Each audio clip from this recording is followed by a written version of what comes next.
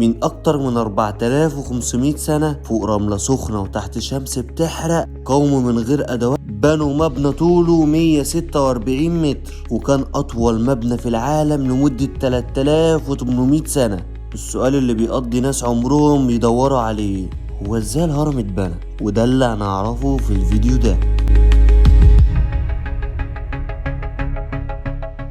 اول ما بتيجي سيرة الهرم هتلاقي ناس بتقولك اللي بنى الهرم هم الفضائيين، وناس تانية تقولك مش بني ادمين، دول تكنولوجيا من المستقبل.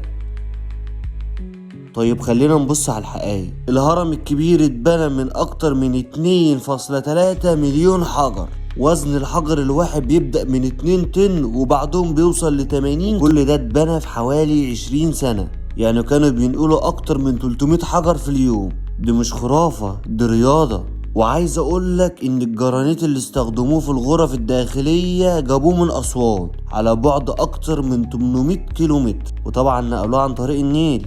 تفتكر ده كان سهل؟ طبعا لا، لكنهم عرفوا يعملوه بامكانيات بسيطة وتنظيم عبقري. نيجي بقى للسؤال الاهم، ازاي كانوا بينقلوا الاحجار ديت ويوصلوها لفوق؟ اول حاجة استخدموا زلاجات خشب يحطوا عليها الحجر ويجروه، كانوا بيرشوا ميه على الرمل قدام الزلاجات عشان تقلل الاحتكاك. وطبعا بنوا منحدرات ترابية حوالين الهرم علشان يقدروا يرفعوا الحجارة تدريجيا وهما بيبنوه.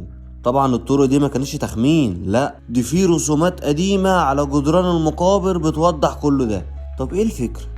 يعني ليه ملك زي خوفو يقرر يبني حاجة بالحجم ده؟ بص يا صاحبي، الهرم ما كانش مجرد مقبرة، كان رسالة بيقول فيها انا الملك وانا عايز اعيش للابد. والهرم فعلا خلى اسمه يفضل 4500 سنة، انت لسه بتقول اسمه لحد النهاردة. الهرم مش بس مبنى، الهرم دليل على ان المصري القديم كان عنده علم وفكر وتنظيم وهدف. ما كانش عنده تكنولوجيا بس كان عنده عقل، وده اللي خلى فيه فرق. ويمكن اللي محتاجين نفتكره دلوقتي ان الانسان لما يكون عنده رؤية يقدر يعمل اي حاجة حتى لو كانت بحجم الهرم الاكبر. لو عجبتك الحكاية اعمل لايك واشترك في القناة واكتب لي في الكومنتات ايه اللي فكرت فيه وحابب تعرف اجابته.